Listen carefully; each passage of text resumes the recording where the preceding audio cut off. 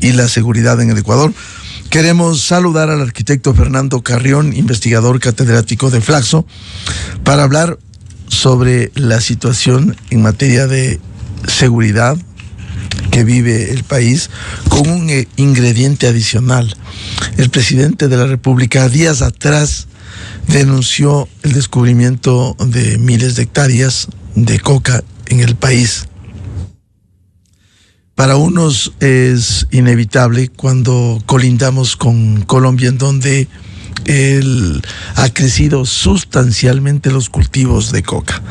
Pero el Ecuador no había tenido esta dinámica. ¿Cómo ve esta denuncia y este panorama, arquitecto Fernando Carrión? Muy buen día. Buen día, Miguel. Un saludo cordial a la amplia audiencia que tienen. Sí, el presidente en una cadena nacional hizo esta afirmación de que en el territorio ecuatoriano hay 2.000 hectáreas de producción de hoja de coca, justamente en un contexto de una crisis eléctrica muy fuerte, de tal manera de que muchos analistas políticos más bien lo que vieron es una intención de modificar la visión nacional inscrita en los apagones, para irnos hacia el tema que la gente venía reivindicando desde hace mucho tiempo, que es el tema de la seguridad. Ahora, la información que presenta el presidente, la misma fuente señala que tiene que ser verificada, porque es hecha a través de sistemas telemáticos, satelitales, etcétera, y que tiene que verificarse in situ. Frente a eso, las propias Fuerzas Armadas han salido a decir que en este año pues han destruido varias hectáreas de cultivo de hoja de coca, pero en cantidades que van de 3 hectáreas, 15 hectáreas, la más grande, etcétera, que bajo ningún punto de vista podrían llegar a estas 2.000. De hecho, lo que se está viviendo en general en América Latina es una sobreproducción de hojas de coca y de producción de cocaína también. Y esto está modificando sustancialmente la economía política del narcotráfico de la cocaína. De tal manera que, bueno, si es que esto es así, lo dicho por el presidente, lo lógico sería, o hubiera sido, de que el presidente nos diga, frente a estas 2.000 hectáreas vamos a hacer esto. Frente al consumo que hay en el país, vamos a hacer esto. Frente al lavado, vamos a hacer esto. Frente a la exportación que nosotros tenemos, vamos a hacer esto. En otras palabras, hubiera sido mucho más interesante que el presidente, en vez de hacer una denuncia, pues nos diga qué es lo que va a hacer frente a cada una de las fases del proceso de producción de la cocaína. Arquitecto Carrión, ¿habrá certeza de ese número de 2.000 hectáreas como para proyectar y actuar para destruir? Porque una de las cosas que se ha hecho en Colombia es la destrucción de esas plantaciones. Sí, bueno, yo le he seguido un poco al tema ese y más o menos empieza a tener un crecimiento del cultivo de la hoja de coca aquí en el Ecuador desde el Plan Colombia, producto principalmente de esto que generalmente se denomina el efecto globo. Este efecto globo produjo dos cosas. Uno, el traslado al territorio ecuatoriano de la producción de cocaína, es decir, de los laboratorios que periódicamente se descubren en la zona de frontera, en algunas provincias de la sierra, de la costa, de la Amazonía, etcétera, porque sí, efectivamente, nosotros sí creo que producimos cocaína. Y en el caso del cultivo de la coca, son en general cosas muy marginales, bastante marginales, que están localizadas efectivamente en las 3 provincias de la frontera con Colombia, donde inicialmente eran de forma exclusiva en las 2 provincias, uno Esmeraldas y otro el Carchi, y desde hace aproximadamente unos 3-4 años pues se incorporó también Sucumbíos, pero nunca ha sido de una cantidad relativamente importante como para decir el Ecuador es un país de cultivo. Si nosotros vemos este rato las cifras, por ejemplo, en el caso de Colombia ya se habla de 253.000 hectáreas, 253.000 hectáreas. En el caso del Perú, pues más o menos la mitad de esa cantidad. y en el caso nuestro estaríamos hablando de 2.000, es decir, es una cantidad absolutamente marginal en caso de que ese dato fuera cierto. Hasta ahora, pues la información que nos ha dado miembros pasivos de las Fuerzas Armadas, así como esto de la erradicación de los cultivos en este año, pues no nos muestra una cantidad de hectáreas en ese sentido. Arquitecto Carrión, quiero para que lo comente, un reconocido analista en seguridad, experto, con quien usted ha compartido en algunos debates aquí en Democracia, dio a conocer un informe último informe comparativo de la producción de coca en Colombia. Y decía Hugo Acero, según el último informe del Sistema Integrado de Monitoreo de Cultivos de las Naciones Unidas, Colombia rompió el récord de producción de cocaína en el 2023, al pasar de 1.738 toneladas métricas en el 2022 a 2.664 toneladas métricas. Esto realmente es alarmante cuando el propio presidente de Colombia ha hablado de la paz total. ¿Cómo se puede enfrentar un proceso en estas condiciones de crecimiento exponencial en el cultivo de coca? Bueno, es lo que sostenía hace un momento de la sobreproducción que estamos viviendo. Si Colombia ha pasado a tener 2.600 toneladas, el Perú superó las 1.000, con lo cual estamos en 3.600, más 500 de Bolivia, más 2 países más que en Centroamérica empezaron a cultivar, y más 1 en Sudamérica, en el continente, en el extremo sur también. Estamos cerca de 5.000 toneladas, Miguel. Es una cantidad impresionante. Eso hizo que incluso hace un par de años el precio de la cocaína se caiga, baje, por la sobreproducción. Y entonces lo que se hizo fue, bajo una lógica económica absolutamente clara y evidente, es incrementar la demanda. Y entonces, ¿qué significó el incrementar la demanda? Que América Latina empiece a consumir.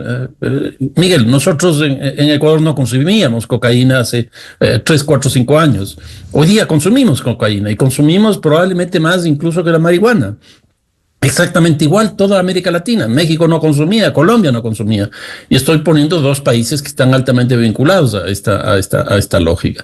Pero no solo que América Latina empezó a consumir, sino que se redirigió ya no solo por la cuenca del Pacífico hacia los Estados Unidos, hacia el consumidor más grande del mundo, que incluso ha reducido ya el consumo de cocaína por la entrada del fentanilo, y ha empezado a irse hacia Europa, Asia, Oceanía, África, etcétera, por la cuenca del río Amazonas. Eso ha producido que, por ejemplo, Brasil sea el segundo país de consumo de cocaína del mundo, pero con una diferencia frente a los Estados Unidos. Los Estados Unidos es solo de consumo.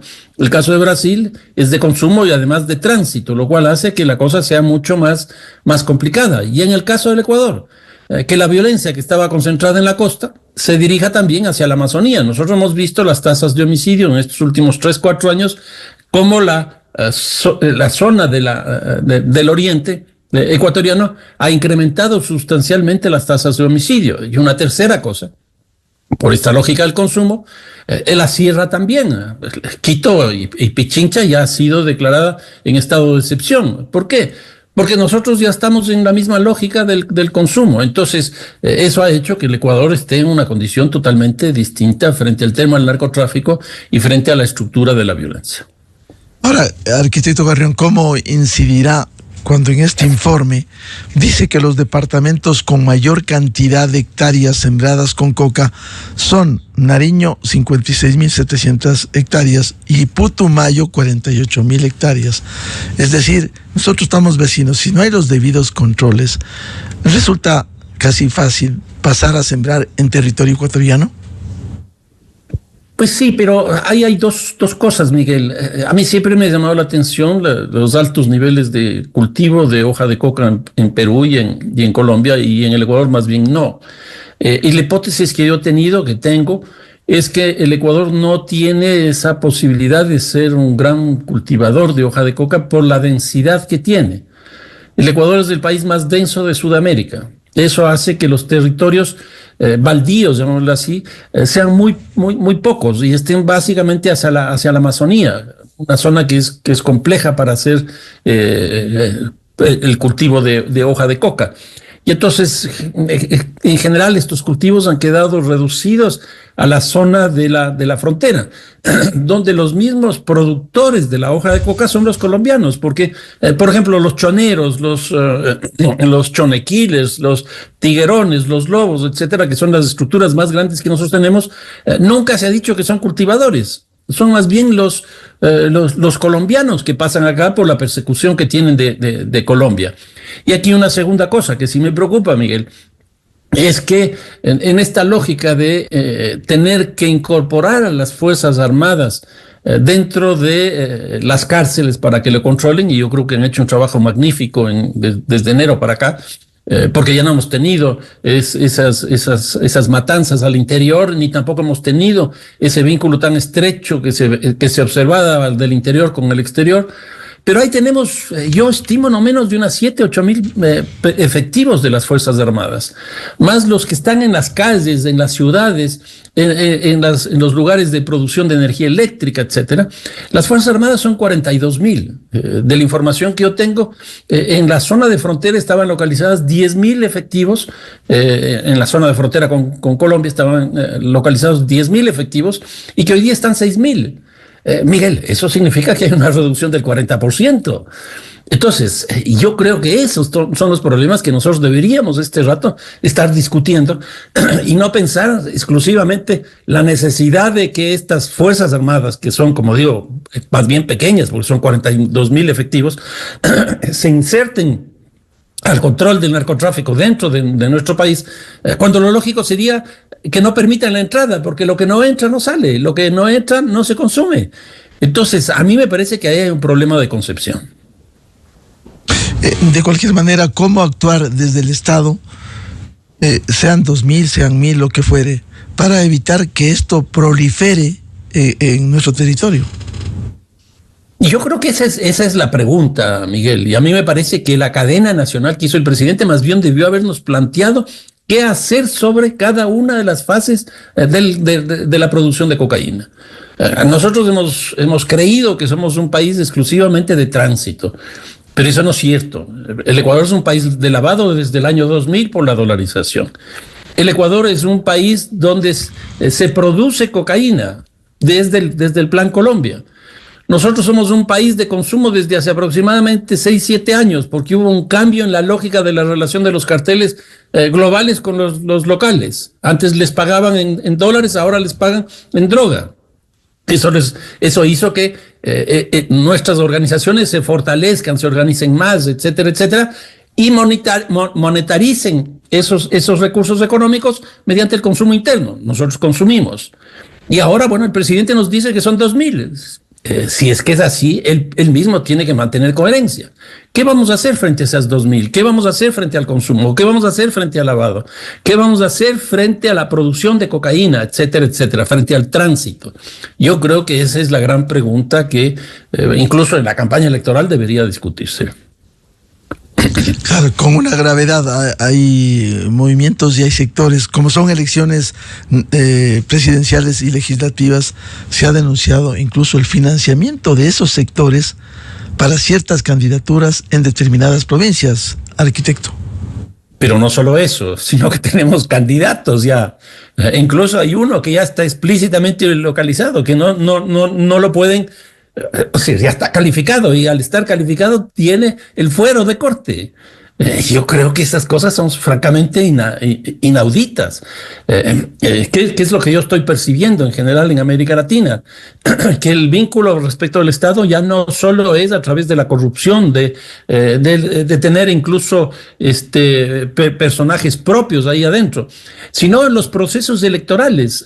Miguel, en las últimas elecciones en México, cuando sale electa presidenta Claudia Sheinbaum, asesinaron a 36 candidatos a las alcaldías en México. Claro, en México son 2,500 alcaldías, pero asesinaron a 36 candidatos. En Colombia, también en las últimas elecciones locales, asesinaron a 26 candidatos. En el caso del Ecuador, las últimas elecciones asesinaron a 3 candidatos y después han matado a 5 alcaldes. ¿Cuál es la impresión que yo tengo aquí? Es que ya entró en disputa el tema electoral con estas estructuras criminales, porque a mí me da la impresión que el descrédito de la política es tan fuerte que incluso a estas estructuras criminales ya no tienen confianza en la política. Entonces ya no solo que financian las campañas electorales, sino que se presentan ellos de manera directa. Y lo más grave aquí es que si nosotros teníamos eso que siempre se ha dicho, una lucha, una guerra entre bandas criminales, estructuras criminales por los territorios de los barrios, de las zonas, de nuestras ciudades, de nuestros territorios, etcétera, ahora la impresión que yo tengo es que esa misma lucha está expresamente marcada en ciertos municipios. Y pongo en el caso del Ecuador 2. El uno, Durán, que a mí me parece que es clarísimo eso, y el otro caso es Manta. Arquitecto Carrión, ahora a propósito de eso, ¿cómo entender que el ordenamiento jurídico ecuatoriano permita que un procesado caso Metástasis, lo que usted se refería, del movimiento del general Víctor Arauz, al que le quitaron la visa de Estados Unidos, en un mensaje claro del gobierno americano, ahora está de candidato tranquilamente calificado, estando vinculado en el caso Metástasis? Y los jueces, por la estructura jurídica, lo que dicen es: suspendemos en su caso el enjuiciamiento y siga nomás la campaña. Estas son las paradojas, Miguel, esas son las paradojas. Nosotros tuvimos en el año antepasado, el año electoral político más violento de la historia del Ecuador. Ya señalaba 3 candidatos a la alcaldía asesinados. En las siguientes elecciones, que fue esto de la muerte cruzada, un candidato a la presidencia, un candidato a la asamblea y un dirigente también fueron asesinados. Y entre una y otra asesinaron a 3 alcaldes. Pues si no es eso suficiente para que el CNE, el Ministerio del Interior, la policía, etcétera, etcétera, asuma desde el tema estructural la violencia, pues yo no sé qué es lo que se puede hacer. Ahora lo que he visto es que han entregado a los candidatos a la presidencia pues 9 policías para que hagan una especie de célula de protección. Pero yo creo que esto debió haber empezado desde el principio, incluso el CNE reuniéndose con los partidos políticos, diciéndoles: aquí no pueden poner a estos candidatos. Ahora, esto que ha aparecido con el caso Metástasis es porque es evidente. Pero ¿cuántos candidatos, Miguel, estarán en esa perspectiva que estoy señalando de cooptar las organizaciones criminales, los aparatos del Estado por la vía democrática? Si en Colombia, hace 3 periodos electorales de los territorios, se detectó que el 14% de los municipios pasaron a manos de estos grupos. En Colombia son 1.120 municipios, eso significa que son 140, 150 municipios que están en manos de estos grupos. ¿Cuáles eran estos municipios? Donde se cultivaba, donde se producía, donde se transitaba, donde se consumía, etcétera, etcétera. Eso debió estudiarse aquí en el país para que no ocurra exactamente lo mismo. Uno de los grandes temas que nosotros tenemos dentro de las elecciones de febrero próximo es la asamblea. ¿Y por qué la asamblea? Porque nosotros sabemos que la asamblea se compone de tres espacios electorales. Uno, las circunscripciones territoriales del exterior, los candidatos nacionales y los candidatos provinciales. Nosotros tenemos 64 partidos políticos provinciales, Miguel. La mayoría de ellos provienen de caudillos locales. Y muchos de ellos están articulados con estas estructuras criminales. ¿Qué se piensa? ¿Qué se ha hecho? ¿Qué se va a hacer frente a eso? A mí me tiene muy preocupado porque vamos a tener representantes de estos grupos en la asamblea. Y van a entrar en las negociaciones lógicas de la política para la construcción de mayorías. A mí, obviamente, que me preocupa eso muchísimo. Ahora, debiera preocupar el crecimiento del cultivo de coca. ¿No se puede coordinar con Colombia para que erradique mayormente, porque eso no le hace daño al Ecuador también? Sí, claro, yo creo que aquí lo que hay que hacer es más que políticas de cooperación, Miguel. A mí me parece que lo que hay que hacer es políticas de integración. Y a mí me parece que eso es lo fundamental. Y creo que aquí una política de integración es algo que la Unión Europea nos ha mostrado al mundo como una cosa interesante. Los 25 países de la Unión Europea tienen una política explícita frente al tema del narcotráfico, frente al tema de la violencia. ¿Por qué no podemos hacer nosotros algo parecido? Y hay uno de los elementos centrales, es lo que se conoce con el nombre de la armonización legal. ¿Y por qué esto? Porque el Ecuador tiene sus tipos penales, Perú tiene los suyos, Brasil, México, etcétera, tienen los suyos.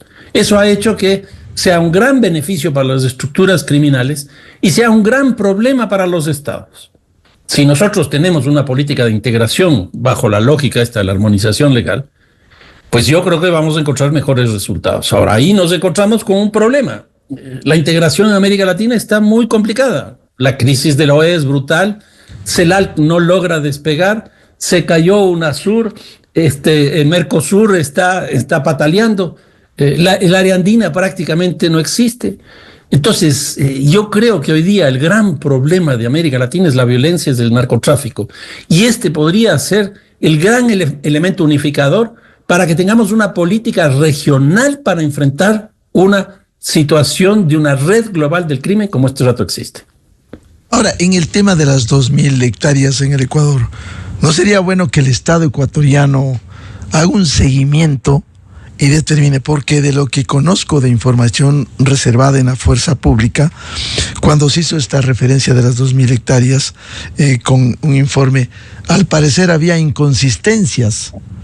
Incluso conozco que se ha hecho un mapeo y que de ese mapeo, de donde se determinaba las 2.000 hectáreas, simplemente mirando in situ, no habría nada, al menos en algunas zonas.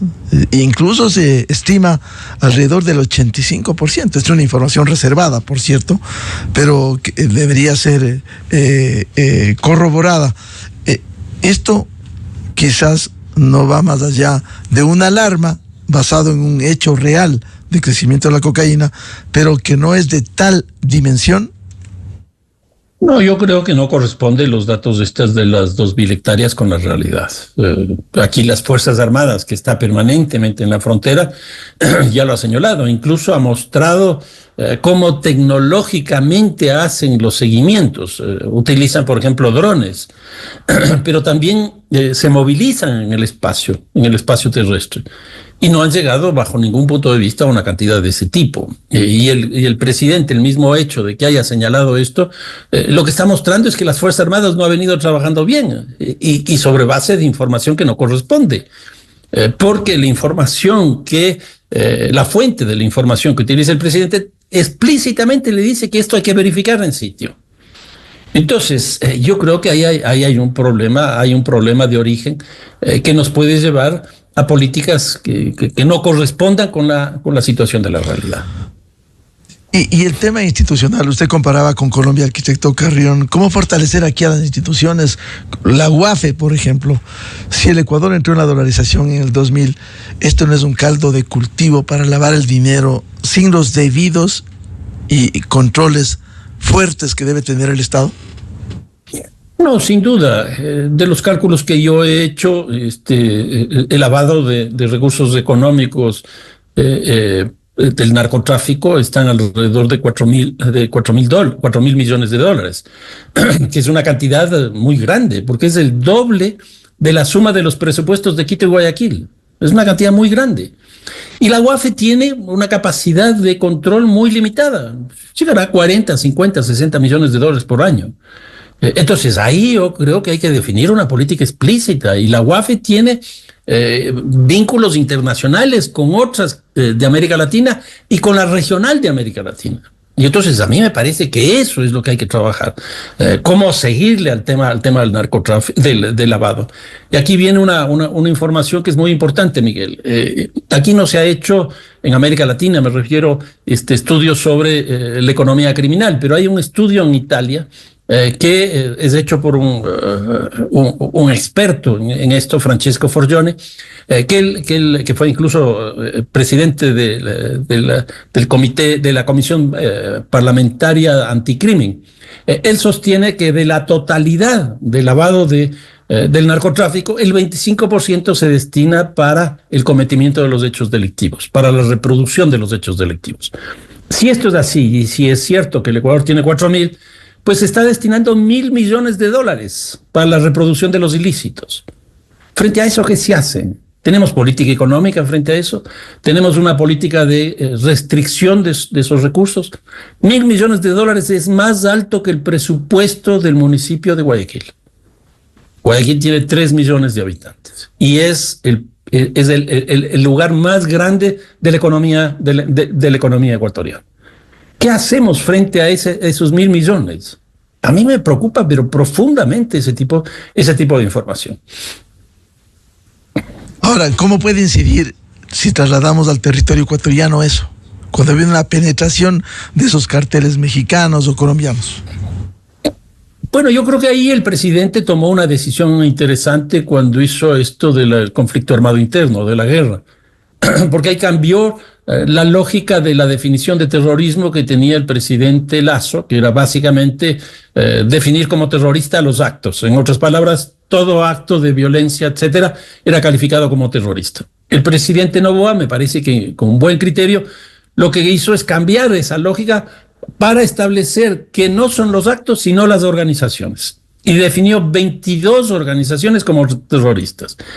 Eso me parece que le ha ayudado mucho a la inteligencia de la policía y a la inteligencia militar para hacerle seguimiento y para ir desestructurando esas organizaciones.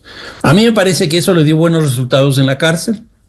Me parece que le dio buenos resultados principalmente en los 2 primeros meses, porque también hubo una salida de esas estructuras criminales del conflicto, de la guerra, porque no les convenía entrar en guerra.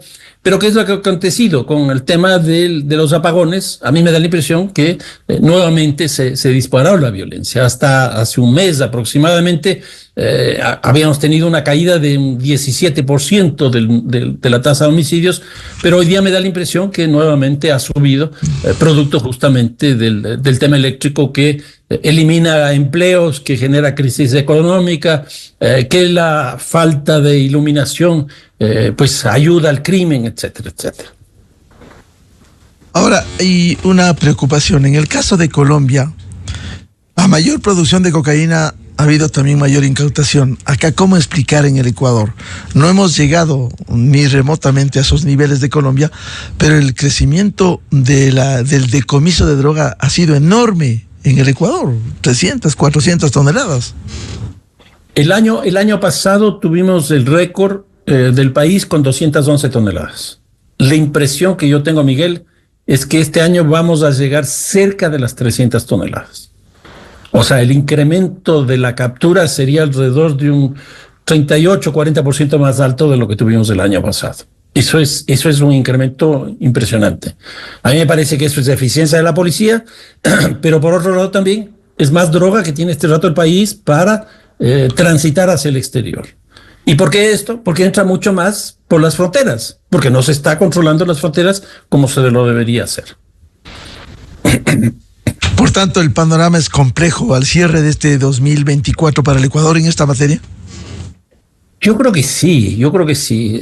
Esto que estábamos hablando de la captura de droga es un dato a la vez interesante, pero a la vez preocupante, porque hay más droga hoy día en Sudamérica, como hablábamos hace un rato, hay una sobreproducción, y eso se expresa aquí. El Ecuador es el tercer país de interdicción de droga en el mundo. O sea, a esos niveles estamos. Están Colombia, Estados Unidos, y de ahí viene Ecuador. Pero también el Ecuador es el primero de exportación a Europa. Entonces, yo creo que ahora hay condiciones muy distintas. Todo esto que señalaba, que ya no es exclusivamente el corredor del Pacífico, sino que se ha incorporado el corredor amazónico. Eso diversifica y eso hace que el territorio nacional en general se vea envuelto en temas de violencia. Por eso es que muchas ciudades de la sierra están con niveles altos de violencia. Y quizás por la coyuntura que estamos viviendo, Miguel, lo que conversamos hace un rato, yo creo que deberían reunirse el CNE, el Ministerio del Interior, la policía, las Fuerzas Armadas, y definir una política explícita frente al tema de la violencia, que no pase exclusivamente por generar estas cápsulas de seguridad alrededor de los 16 candidatos a la presidencia y a la vicepresidencia de la República, sino que hay bemoles mucho más grandes. De tal manera que, en definitiva, habría que buscar el fortalecimiento institucional para enfrentar estos males que crecen. No, sin duda, Miguel. Y ahí, por ejemplo, quizás pongo dos ejemplos. Uno, la cárcel. A mí me parece que desde enero para acá ya tenemos suficientes meses y no se ha hecho nada por una reforma importante del SNAI. Incluso yo sostengo que el SNAI tiene que cerrarse y abrirse otra cosa, porque ya nos ha mostrado que es un desastre. Ahora, yo creo que la institución que maneje las cárceles debería estar inscrita dentro del Ministerio del Interior y no autónoma como ha funcionado hasta ahora. ¿Y por qué? Porque dentro de las cárceles no solo que se pagan las penas, si es toda la lógica penal, sino que dentro de las cárceles se está produciendo hechos de violencia. Por lo tanto, se necesita política de seguridad. Por eso creo que tiene que estar dentro del Ministerio del Interior. Un segundo ejemplo de fortalecimiento institucional. El ECU 911. O sea, es impresionante los aportes que ha hecho el 911 en dos líneas, que a eso se dirige. Por un lado, la respuesta temprana, y esto va desde desastres naturales hasta asesinatos, robos, hurtos, etcétera, etcétera. ¿Por qué? Porque en el ECU 911 están como 12, 13 instituciones, desde las de seguridad ciudadana, las de los temas ambientales, los temas de salud, etcétera, etcétera. Entonces, por un lado está respuesta temprana y por otro lado está todo lo que tiene que ver con inteligencia. Entonces, con estos dos ejemplos, yo lo que quiero señalar es exactamente lo que usted dice, Miguel. Si nosotros no fortalecemos las instituciones, pues esto va a seguir caminando bajo la lógica del crimen y no bajo la lógica de una política de seguridad ciudadana. Respuesta temprana, inteligencia y también ayuda internacional, que es tan fundamental enfrentar al grupo transnacional organizado. El problema que nosotros tenemos este rato, Miguel, es que estamos inscritos en lo que yo defino como una red global del crimen. Por ejemplo, el caso del cartel de Sinaloa, el caso de la 'Ndrangheta de Italia, el caso del primer comando de la capital del Brasil, entre otros. Cada una de estas son holdings. ¿Por qué? Porque se articulan con los grupos locales. Entonces, el cartel de Sinaloa se vincula con con el clan del Golfo en Colombia y también con los choneros acá.